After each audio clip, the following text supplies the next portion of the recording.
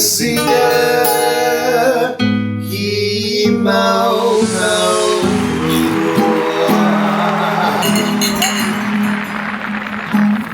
เย้สวัสดีครับ สวัสดีครับ สวัสดีครับ สวัสดีครับชนแล้วต้องจีบวันนี้เราเปิดกันมาแบบว่า ใสๆวันนี้ใส ใช่ครับ ไอ้ใสๆไม่ใช่เหล้าขาว แก้วใสเลย แก้วใส ครับก็วันนี้ดีใจครับได้คิวจากพี่บิวนะครับบิวจักรพันธ์นะครับผมก็ดีใจมากๆเลย เพราะว่าปกติแล้ว สวัสดีครับ หาคิวยากมากครับพี่ฟอร์ดครับ สวัสดีอย่างเป็นทางการอีกรอบนะครับ สวัสดีครับสวัสดีครับ ขอบคุณมากที่สละเวลามาเนาะ ครับผม ได้ข่าวหลงเป็นไหนต่อไหนกว่าจะมาถึงเนี่ย ก่อนหน้านี้คือผมก็คิดว่ามันเป็นที่นี่แหละที่ลาดพร้าวธรรมศาสตร์อะคาเดมี่ แต่จริงๆบิวเคยมาที่นี่อยู่แล้ว เคยมาที่นี่อยู่แล้ว ครับ เคยมาดับไฟตรงนี้ ใช่จริง มาเรียนร้องเพลงเรียนร้องเพล ใช่ งโหวันนั้นตื่นเต้นกันนะครับ เต้นนะยังไม่ได้เล่าให้พี่ฟอร์ดฟัง อ่า วันก่อนก็มีรถวิ่งเข้ามาครับเสร็จแล้วควันลุกเต็มเลยไฟลุกเลยพี่บิวรีบวิ่งออกไปเลยแล้วเอาถังดับเพลิงอ่ะไปฉีดให้เลย เ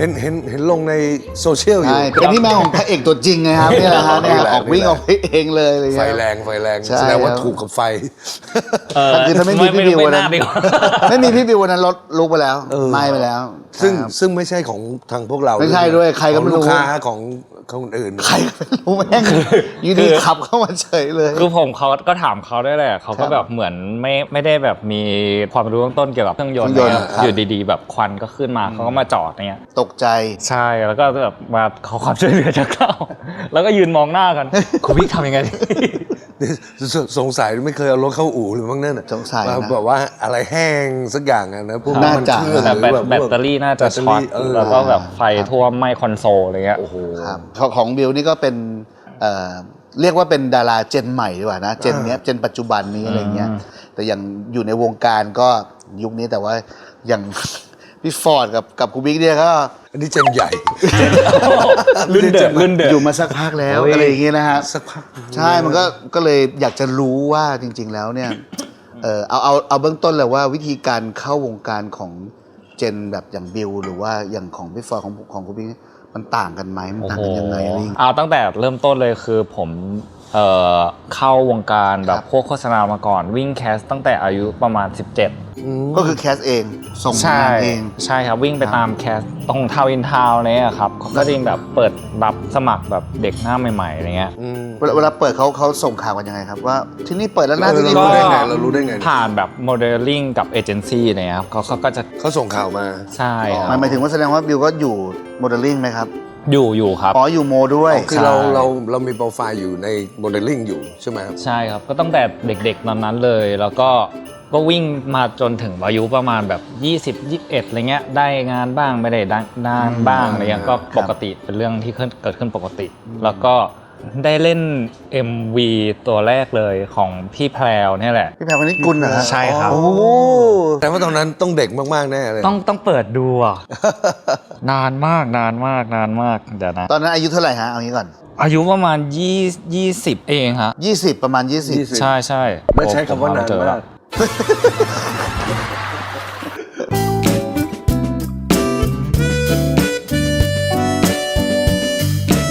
แล้วคืออันนั้นคืองานแรกเลย งานแรกเลยที่เล่นมิวสิกวิดีโอแล้วก็รู้สึกว่าชอบการทำงานกับกองถ่ายอะไรเงี้ยครับ จริงๆผมแบบอยากเข้าทำงานแบบเกี่ยวกับเบื้องหลังมากๆเกี่ยวกับพวกแบบภาพตัดต่ออะไรเงี้ยนะ ใช่แต่ บบ เขาตากล้องถีบมาเบื้องหน้า กูก็ได้อะ เออ สมัยก่อนนี่อย่างวงการเพลงก็เหมือนกันนะครับ เวลาที่เราจะไปเป็นศิลปินทีนะพี่นะ มันก็ต้องไปแข่งขันเหมือนกันครับคล้ายๆกันเลยแต่ว่าใช้วิธีการส่งเดโมนะฮะเมื่อก่อนนะ เมื่อก่อนนะ ส่งเดโมไปตามค่ายเพลงครับ แล้วก็ ออนเคยได้ยินมาอยู่ วันหนึ่งนะ คนที่รับเดโม เป็นกองเหรอ เป็นกองเยอะอย่างนี้เลย และอัดมานะขอโทษ ตลกมาก แบบบางทีแบบฟังรู้เรื่องบ้างไม่รู้เรื่องบางคนร้องเหมือนร้องไห้ เสียงอะไรเงี้ย บางอะไรเงี้ยคือแบบว่า บาง เขามาด้วยชีวิตเขาอะเขาเอาชีวิตเขาเล่าลงมา ใช่ครับอย่างของวินนี่เดี๋ยวเล่าอ่ะเมื่อก่อนนี่คือก่อนที่จะเป็นศิลปินนะ อยู่ฝ่ายโปรดักชันก่อนทำเพลงเป็นโปรดิวเซอร์อยู่ แล้วมีคนส่งมาที่ค่ายเหมือนกันส่งตรงมาไดเรกที่ค่ายเลยไอ้คนเนี้ยมาทุกอาทิตย์ละ1 แคสเซ็ตจริงมาทุกครั้งเลยแล้วทุกครั้งอะ เปิดฟังพวกเขาจะเป็นเสียงเขาร้องใจฉันมันไม่รู้แล้วคือร้องอย่างเงี้ยร้องเหมือนพระสวดขอโทษร้องเหมือนสวดมนต์อะไรเงี้ย ฟังแล้วแบบตลกแต่ว่าเขาตั้งใจอ่ะเขาส่งมาทุกอาทิตย์เลยครับยอด นี่ก็มีนะ ยอด แต่ตอนนั้นที่ออกอัลบั้มแล้ว จะมีคนส่งเดโมเข้ามาแบบเอาง่ายๆ คือเป็นกองจริงๆอ่ะ ฟังไหมฮะฟังใช่ไหมฮะ ฟังพวกนี้พอฟังปุ๊บอะไรพอมันกระเด้งเข้าหูแล้วปุ๊บเนี่ยแล้วก็ส่งต่อให้ผู้ใหญ่แล้วผู้ใหญ่เขาเอาไปพิจารณากันต่ออะไรเงี้ยแต่ทีนี้ก็คือมันก็จะมีบางคนอย่างที่บอกเนี่ยที่ความพยายามเขาแบบเขาสูงมากจนเรายอมใจยอมเป็นเพื่อนเขาคือเพลงไม่ผ่านเลยแล้วเขาก็ส่งมาแบบ 6-7 รอบอ่ะเขาร้องเพลงแบบว่าพยายามดับบิ้งซ้อนเสียงประสานของตัวเองมาแล้วก็การร้องของเขาเหมือนการร้องไห้ แล้วเขาแบบคือเขาไม่ใช่นักร้องเอาจริงๆอ่ะแล้วเขาก็จะพยายามประสานเสียงด้วยอะไรด้วย ซึ่งไม่มีฮาร์โมนีไม่มีอะไรเลยคือใจอย่างเดียวล้วนๆอ่ะแล้วเราก็ไม่รู้จะวิเคราะห์ไงเราก็บอกลองไปทำมาใหม่นะครับเนี่ยลองไปปรับตรงนั้นตรงนี้ปรับมาเหมือนเดิม8 รอบ6 รอบ 7 รอบเหมือนเดิมพอรอบที่8บอกเลิกพอเราเป็นเพื่อนกันเถอะ เลิกไปนักร้องก็ได้เป็น ใช่ เพื่อน ก็เป็นเพื่อนกัน ก็ดี ทุกวันนี้ก็ยังติดต่อกันอยู่อะไรอยู่ อ๋อ ก็คือเป็นกำลังใจให้กันแล้วกันเนอะ คือแบบว่าเขาควรจะไปทางอื่นดีกว่าอะไรอย่างเงี้ยมากกว่าไม่ยื้ออันนี้ไม่ยื้ออันนี้ พูดกัน ก็ ตรงๆเป็น หนึ่ง เพื่อนเลย ใช่ก็คือเป็นหนึ่งตัวอย่างแต่จริงๆมันมีเยอะมากเมื่อก่อนการเข้าวงการเพลงก็มันจะมีหลายแบบคนไปมองก็มีแล้วก็ดึงเข้ามาแบบอย่างสมมุติคาแรคเตอร์ได้อะไรได้แต่ว่าต้องมาพัฒนาเรื่องของสกิลการร้องเพลงหรือการบนเวทีหรืออย่างเงี้ยมันก็ต้องมานั่งพัฒนากันต่อแต่บางคนที่มาด้วยเพลงก็จะเป็นอีกแบบก็จะต้องคัดกันด้วยเพลงจริงๆแล้วก็ถึงจะมาเจอกันแล้วเจอกันเนี่ยก็ต้องมานั่งดูอะไรนะทัศนคติกันต่อว่าเป็นยังไงคนนี้น่าจะไปได้ไหมต่อได้ไหมหรืออะไรอย่างเงี้ยมันก็วุ่นวายอยู่ใช้ได้อยู่นะครับแล้วหลังจาก MV แล้วอ่ะ โอ้ MV ผมก็ช่วงนั้นก็เล่นงานโฆษณาบ้างแบบเล่นเป็นตัวประกอบบ้างจนกระทั่งผมแบบเริ่มรู้สึกเราอยู่ช่วงมหาลัยแล้วเราเอนจอยกับชีวิตเราดีกว่าอะไรเงี้ยก็เลยไปเป็นนักดนตรีกลางคืนครับคือมีความสามารถ เล่นดนตรีด้วยครับ เล่นแซกโซโฟน ชนก่อนเก่งเลย โอ้ย เราแกบนี้ เป่าแซกหรือดูด เปล่า โอ้ฟังแล้วเพิ่งรู้เนี่ยนะ ก็ แล้วร้องด้วย ไม่ได้ร้องครับ ไม่ได้ร้อง ก็คือเป็นแบรนด์ที่ตั้งขึ้นมาเนี่ยแหละกับพวกรุ่นพี่ที่มองเทพนะครับแล้วก็น่าสนใจก็เขาก็เลยมาชวนเข้ามาเป็นแบบนักดนตรี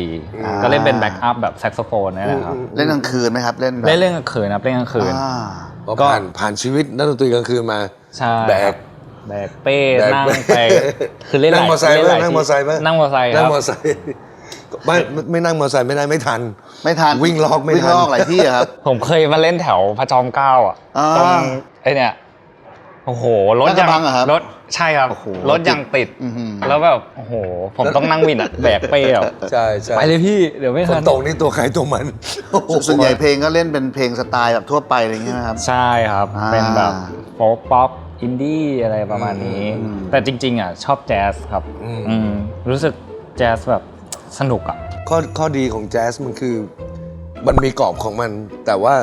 ในกรอบนั้นอ่ะมันเราดิ้น เล่นอะไรได้ เราดิ้นได้ อืม ดิ้นไปเรื่อยๆเล่นแซกมาจากไหน ผมโตมากับวงดุริยางค์ครับ อ่า ตั้งแต่แบบป .6 ป .6 ป .6 แล้วก็เล่นมายันจบ มหก ม .6 แล้วก็มาได้แบบมาใช้สกิลจริงๆ ตอนช่วงมหาลัยเลี้ยงชีพครับ พี่ฟอร์ดก็เหมือนกันใช่ไหมครับมาจาก ใช่ดุริยางค์เหมือนกัน ที่โรงเรียนหมือกั เดินแถวตัวดำปีเลย เดินซอยเท้า ใช่แบบดำปีเลยตอนนั้นน่ะ มันฝึกความอดทนได้ดีนะ ก็โตมาแบบดุริยางค์อะไรเงี้ย แล้วโชคดีที่มันเป็นความอดทนในช่วงวัยรุ่น ครับ ซึ่งเราก็ไม่ได้รู้สึกว่าเราอดทนมาก เราก็แค่รู้สึกว่าเราสนุก จอย ใช่แต่รู้ตัวอีกทีก็ดำปีอะอย่างที่บอกอะ นอกจากที่แซกเสร็จปุ๊บเนี่ยครับ ครับ ทำอะไรต่อยครับ เนี่ยแหละมันคือจุดเข้าวงการนะครับ ก็คือผมไปเล่นดนตรีกับพวกพี่ที่แบบนั่นแหละเขาก็รู้จักกับคนในกองถ่าย แล้วเขาก็มาดูเราเนี้ย ครับ เขาบอกน่าสนใจนะแบบไปเล่นลองไปเล่นละครดูไหม อ๋อ ก็เล่นเรื่องแรกเรื่องเหยื่อพยาบาท เป็นเพื่อนพระเอกครับ ก็เขาให้ลองหน้ากล้อง3 2 1แอคชั่นเขาไม่บอกอะไรเลย โอ้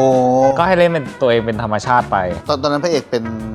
ใครจำได้ไหมครับ เป็นฟีฟ่าน้องฟีฟ่าเป็นมานานครับเขาจำชื่อได้ไงโอ้โห บท คิดถึงน้องคิดถึงน้อง บทแรกนี่คือเป็นเหมือนเพื่อนพระเอก ใช่ ก็ตอนนั้นโอ้โหก็เข้าวงการครั้งแรกผมก็ยังงงๆอยู่ว่าเกิดอะไรขึ้นกับชีวิตอะไรเงี้ยครับก็ทำ พลิก ไป มันพลิกนะมันไม่ทันเนาะ ใช่ก็ทำไปแบบอย่างที่บอกการทำงานกองถ่ายผมรู้สึกสนุกอะไรเงี้ยครับ แล้วทีเนี้ยไอ้ระหว่างที่เราย้อนไปนิดหนึ่ง ครับ แซกโซโฟนหรืออะไรพวกเนี้ยได้มีร้องเพลงบ้างไหมได้อะไรบ้างไหมหรือไม่เลย เล่นดนตรีอย่างเดียวเลย จริงๆผมชอบร้องเพลงนะครับชอบร้องเพลงในรถกับในห้องน้ำ นั่นแหละ ก็น่าจะเป็นกัน ใช่ แต่ ถ้า จริง ถ้าโบราณหน่อยร้องในโอ่ง ๆใช่ใช่ เพราะเสียงมันมีรีเวิร์บในตัว ใช่ ครับ แต่บิลนี่เท่าที่เคยฟังร้องอะครับไม่เพี้ยนนะครับ คือเป็นนักดนตรีอะร้องเพี้ยนยากอยู่แล้วล่ะ เออ เขาก็จะรู้ระดับเสียงอยู่แล้วใช่ไหม ครับ เพราะฉะนั้นเนี่ยบิลก็ร้องไม่เพี้ยนนะครับ เอออ่ เพียงแต่ว่าไม่ค่อยได้ทำ ไม่ค่อยได้ ใช่ไหม ไม่ค่อยได้ใช้เสียง แต่ ครับ ถ้าทำอะคุณบิ๊กว่าร้องดีเลย ขอบคุณครับ ใช้ได้เลย ปอดยังไงได้อยู่แล้ว ใช่ไหมนัก ใช่เพราะผ่านเครื่องเป่ามาไง ครับ แล้วมันใช้ท่อเดียวกัน ใช้ ใช่ ใช้เรื่องเดียวกัน ครับลมเหมือนกัน ใช่ อะไร ใช่ เงี้ย เหมือนกัน แล้วหลังจากนั้นน่ะหลังจากนั้นมา เล่นละคร มาเป็นไอดอลอะไรยังไง โอ้โหใช่ครับผมได้หรอก โอ้ยสมัยนี้ ผมไม่กล้าเรียกตัวเองว่าแบบนั้นเลย มันเป็นอันทั้งมี FC ตามมีอะไรตาม ใช่ นั่นแหละไอดอลแล้วนั่นแหละใช่ คือจริงๆ ตอนนั้นยังหาตัวเองไม่ค่อยเจอว่าจริงๆฉันอยากทำอะไรอะไรเงี้ยก็แบบจับพัดจับผูมาจนกระทั่งแบบได้มาเล่นซีรีส์อะไรเงี้ยครับแล้วก็ทำเกี่ยวกับเรื่องอีเวนต์ด้วยอะไรเงี้ย ซีรีส์เรื่องแรกที่สร้างชื่อครับผม ซีรีส์เรื่องแรกที่สร้างชื่อก็คือเนี่ยแหละเรื่องคิดพอดเนี่ยแหละ อ๋อ ครับ คือ เพราะว่า อันนี้เลย คน ครับผม คนรู้จักผมจากเรื่องนี้อะไร อ๋อ เงี้ย ครับพอดีประจวบเหมาะกับเป็นเรื่องที่ได้ออกไปฉายที่เมืองนอกด้วยทั่วโลกด้วยใช่ครับ อืม นั้น โอ้ แฟนคลับพี่บิวก็เลยมาจากทุกที่เลยฮะทั่วโลกครับ ดุดันมาจาก ใช่ ทั่วโลก คือตกใจมากเวลาที่ทำงานกับบิวปุ๊บเดี๋ยวจะเริ่มมีฟู้ดซัพพอร์ตสมัยพี่ฟอร์ดมีฟู้ดซัพพอร์ตไหมฮะ มีแต่ไม่เยอะอะไม่เยอะนะ โอ้ ไม่ได้เยอะมาก ผมจะเล่าให้ฟังฟู้ดซัพพอร์ตของพี่บิวนี่ก็อย่างบิวมาที่เนี่ยนะฮะมาเรียนร้องเพลง มีแค่บิวมีแค่กูบิ๊กแล้วก็มีพี่อีก2 คนเอง มีไม่ถึง 5 คนฟู้ดซัพพอร์ตมา 2 กล่องใหญ่ ใหญ่มากข้างในมีข้าวมัน 10-20 กล่อง โอ้โห เยอะมากผลไม้อีกต่างหากขนมอีกน้ำอีกอะไรเงี้ยครับ เยอะมาก เยอะ โอ้โห จริงๆต้อง โอ้โห ขอบคุณแบบพวกเขาด้วยที่แบบ ดีมาก เกิดมาผมก็ยังไม่เคยเห็นพุทธพจน์มาทุกเกือบ เย ทุ อะ ก มาก ครั้งที่การซ้อม ของพี่ก็หลังมาแรกๆก็มีบ้างนะฟู้ดซัพพอร์ตแบบเนี้ยมันก็ไม่ได้มาท่วมอะไรขนาดนั้น แต่หลังๆเนี่ยท่วมหลังรถเลยอะมาทีเป็นลังเยอะ นี่ฮะฟู้ดซัพพอร์ต ดิ้งซัพพอร์ต Drink support เฮ้ย ใช่ ฟอร์ดเปิดท้ายรถไว้ โอเค ไม่นักดนตรีส่วนใหญ่ต้องเป็นดิงซัพพอร์ตฮะ คือเราประกาศไปแล้วว่า ผมเปลี่ยนจากฟู้ดครับ เปลี่ยนจากฟู้ดเป็นดริงก์แทนฟู้ดแอนด์เบเวอร์เลด เลยเดฟเฟรดเพียบเลยนะฮะ เบเวอร์เลดเพียบเลยตอนนี้ ก็ถือว่าได้รับการรักและเอ็นดูจาก FC ครับ นะครับ ใช่ เพราะว่าจริง ๆ แล้วทุกอาชีพโดยเฉพาะอาชีพอย่างเราเนี่ยเรามีคนซัพพอร์ตแบบนี้มีคนให้เขารู้สึกดีๆ แบบเนี้ยมันเป็นเรื่องดีมากเป็นเรื่องดีมากๆเลย แต่ของพี่อ่ะเท่าที่ผ่านมา มันไม่ได้โหดร้ายมาก เพราะว่าเราก็ดันเป็นเพลงช้าเพลงฟังด้วย ครับ ส่วนใหญ่มันก็จะมาแบบว่าเด็กใส่แว่นเนิร์ดมาแล้วก็แบบฟังเพ ผ ล ม ง ชอบ อะ ฟั ไรง เงี้ย เพลงนี้มากครับอะไรอย่างเงี้ย ใช่เด็กแม้แต่เด็กผู้หญิงเลยเงี้ยก็จะเรียบร้อยยืนหลบมุม ครับ ยืนอะไรเงี้ยหิ้วของมาก็กระจุกกระจิบแบบอะไรเงี้ยก็คือแบบเหมือนของเป็นตุ๊กตาเป็นอะไรเงี้ยซึ่งให้ตุ๊กตาเราก็ขอบคุณนะแต่เราแล้วยังไงเราจะเล่นตุ๊กตา ของแทนใจไงพี่ของแทนใจ ใช่ ถ้าเป็นสมัยนี้เขายังเราพอเข้าใจนะเขาให้ลาบูบูไอ้ ครับ อะไรกัน ครับ แต่อันนั้นนี่ สมั บาย ง นั้ ที น ตุ๊กตาหมีตัวเล็กๆตุ๊กตาอะไรพวกเนี้ยมันจะเป็นแนวนั้นมากกว่า ซึ่งก็เป็นความรู้สึกดีเหมือนกันดีมากๆนะครับ ครับเมื่อก่อนเหมือนเข้าถึงตัวดารากับตัวศิลปินเนี่ยยากด้วยนะ ยากกว่านี้ด้วยนะครับคือพอเป็นศิลปินทีนึงพวกนี้จะต้องถูกกันไว้หมดเลยคือ กันใช่ ไม่ให้แฟนคลับเข้าใกล้หรืออะไรอย่างเงี้ยเป็นอย่างนี้จริงๆครับ เพราะ ดา ว่า ราก็เหมือนกันนะ เขากลัวรู้ตัวตนที่แท้จริง จริง ถูกต้อง เฮ้ยทำไมมันแบบว่าตัวจริงมันเป็นอย่างนี้วะ เพื่อนเป็นนักร้องดังอยู่ RS เขาบอกว่าเวลาที่ RS ไป ไปคอนเสิร์ตที่ต่างจังหวัดอะ เออ ต้องหลอกแฟนคลับนะว่าพักที่โรงแรม ที่นี่ แต่จริงๆแล้วไปอยู่ที่โรงแรมหนึ่งเสร็จคอนเสิร์ตเสร็จปุ๊บลงมาปุ๊บมีรถตู้หลอกด้วย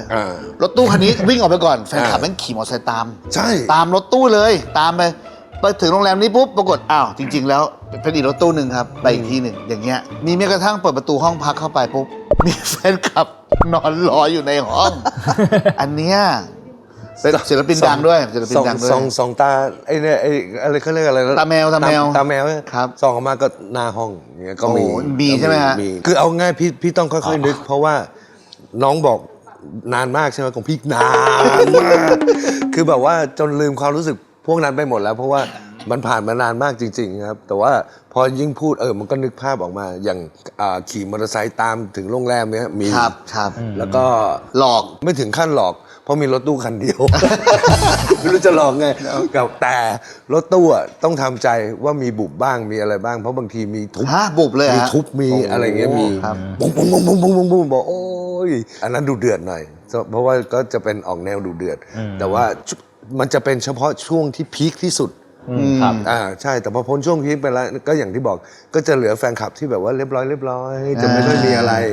แล้วก็เขาก็จะมอบความรู้สึกดีๆกันแต่ ครับ อันนั้นอ่ะคือหำๆกระโดดเข้ามาขยุมหัวแล้วดึงปื้ดเงี้ยแล้วเมื่อก่อนไวเดนล็อกอ่ะคิดดูแบบอย่างเงี้ยใช่แล้วเขาก็ โดนทึง ใช่ โดนทึง แล้วเขาก็ขอโทษ บอกว่าอยากรู้ว่าใส่วิกหรือเปล่า จริงวะฮะ จริง โอ้โหสุดยอดเลยอะ แบบโอ้โห my god น้ำตาแม่งเล็ดเลย โอเคแล้วพี่ได้บอกอันนี้ของจริงครับเลย ก็นี่ไงพอเขาจึกปุ๊บเขานึกว่าวิกเดี๋ยวขอโทษค่ะก็นึกว่าวิก อันนี้หาครับพี่ มันกระโดดมาเลยนะโอ้โหอันนี้น่ากลัวมาก โอ้โห หัวพี่แบบอย่างนี้เลยจำได้เลย ช็อกเลย ไปตอบไม่ถูกเลยนะ เป็นผมก็งงอ่ะ ใช่อย่าไปไว้นะได้ล็อก โอ้ย มันกระชากง่าย โอเค แล้วมีแบบ กระชากแล้ว ของอย่างของเบลมีเรื่องแบบความประทับใจนะครับของแฟนคลับอะไรเงี้ย เหตุการณ์ที่ประทับใจ อ่า มันเยอะมากจนแบบผมแบบ จำไม่ทันบางที ใช่ก็เป็นทุกครั้งที่แบบอย่างเหตุการณ์ล่าสุด Full Support เนี่ยเขาส่งมาให้ทุกการซ้อมเนี่ยเราก็รู้สึกแบบ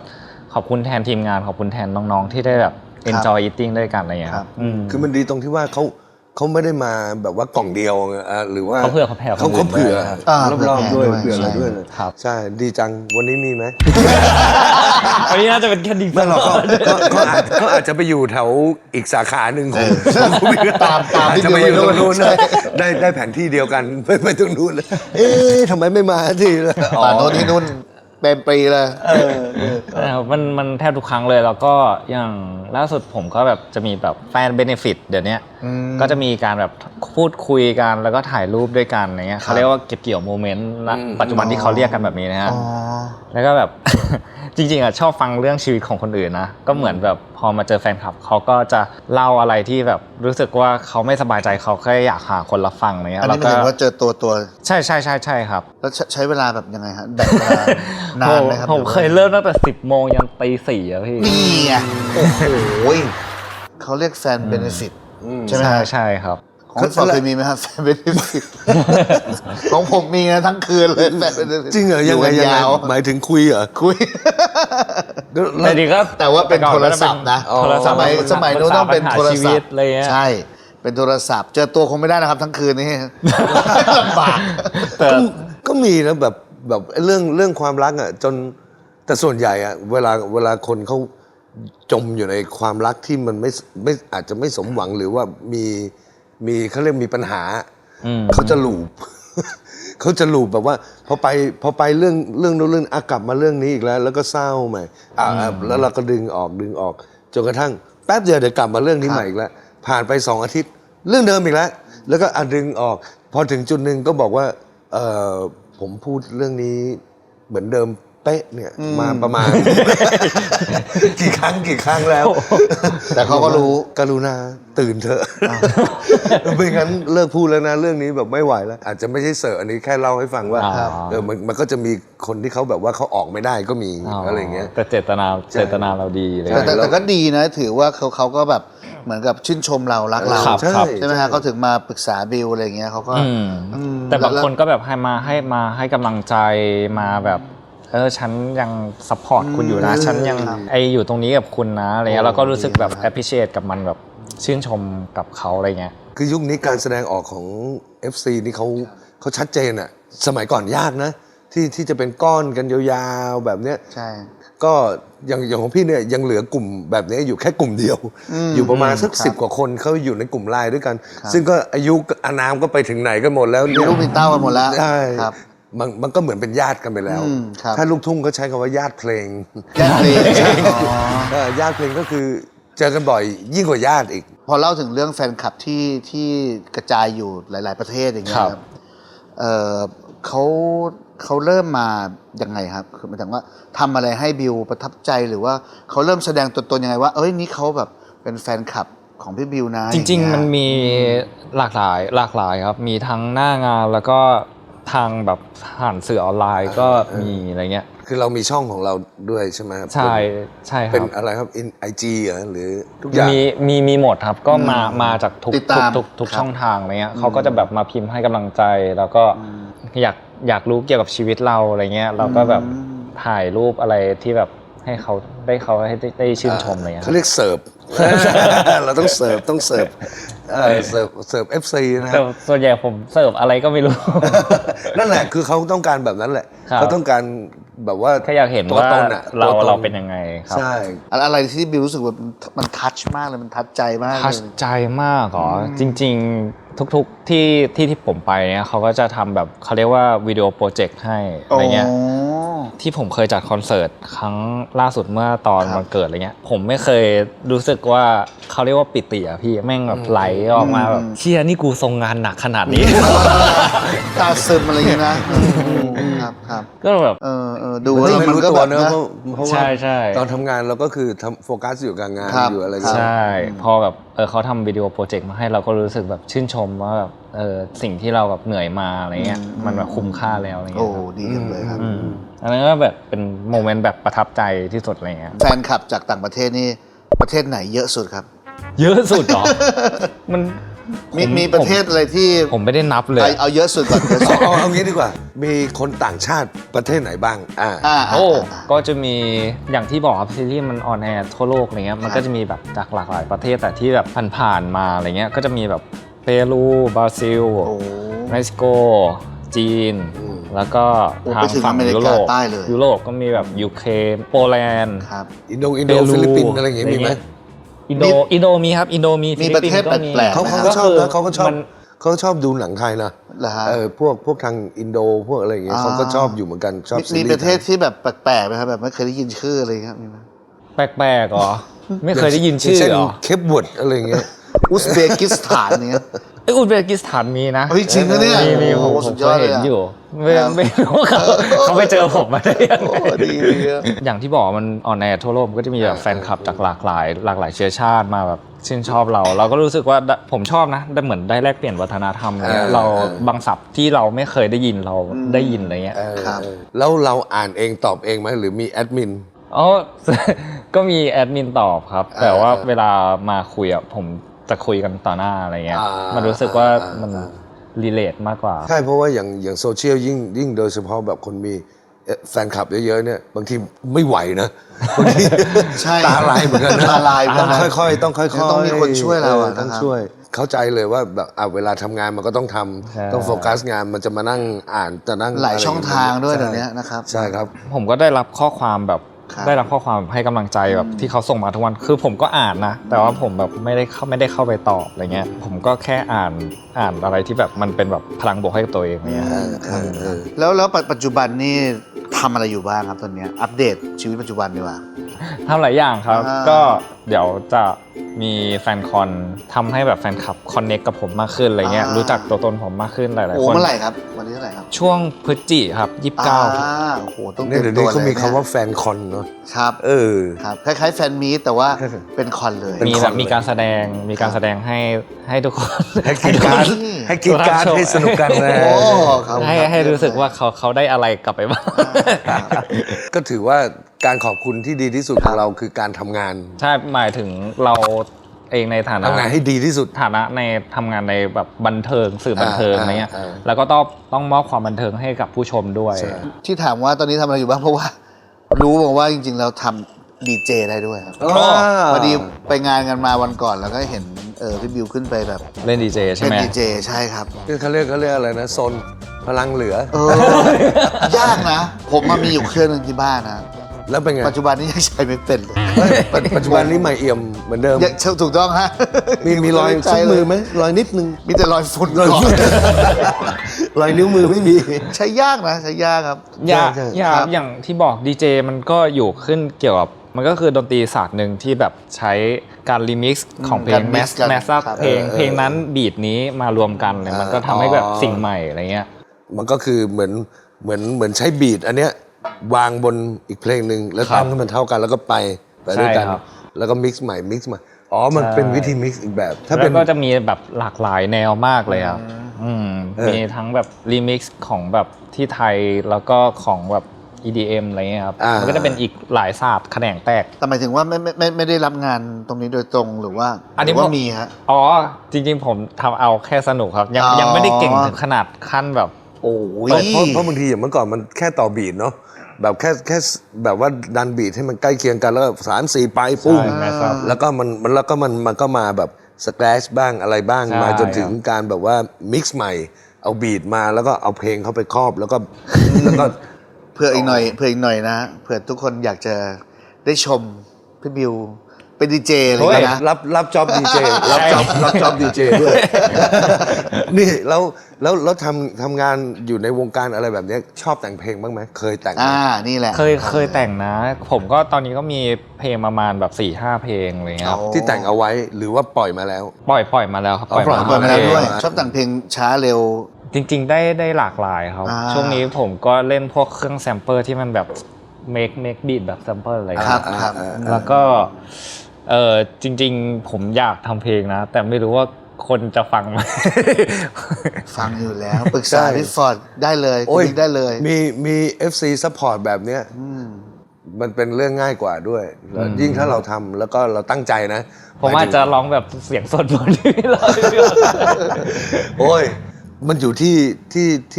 ที่เราตั้งใจทำให้งานตรงนั้นมันออกมาแบบสมบูรณ์อะนะถ้าเกิดเราทำแบบว่าให้มันดีที่สุดสมบูรณ์ที่สุดอะไรที่สุดออกมาเนี่ยยังไงเชื่อว่าแฟนคลับของเขาที่ติดตามอยู่แล้วมันยังไงก็ต้องแฮปปี้อันดับ ใช่ แรกแน่ ใช่ ๆ ครับถูกต้องครับ ใช่การที่เราได้เขียนเพลงเองหรืออะไรเองเนี่ยบางทีมันเหมือนเราเล่าอ่ะเราเล่าเรื่องในใจของเรา หรือว่าความคิดของเราออกไปเนี่ยแล้วมันจะสัมผัสได้ง่ายกว่า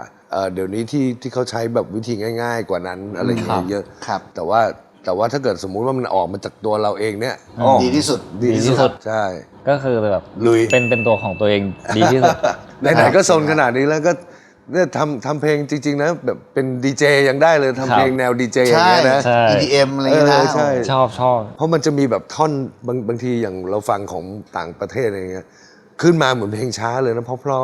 แต่พอบีทเข้าโอ้โห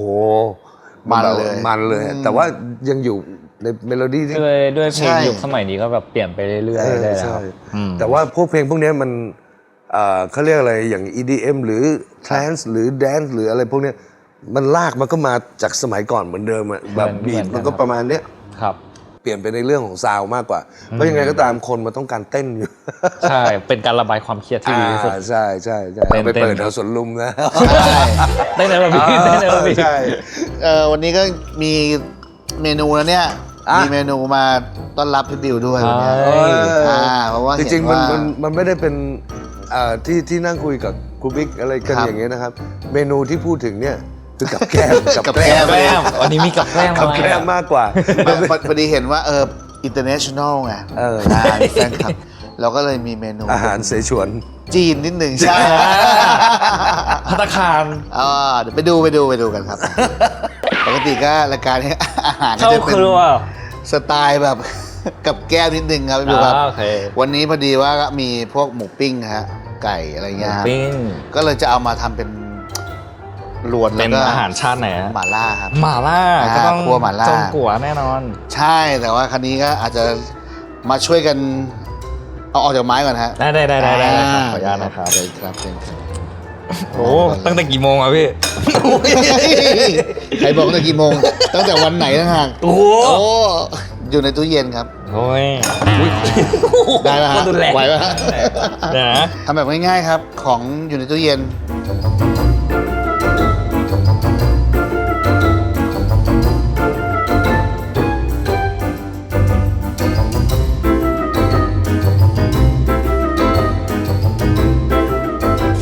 โอเคพี่บิวโรยหน้าอีกนิดนึงครับ ได้ครับ เป็น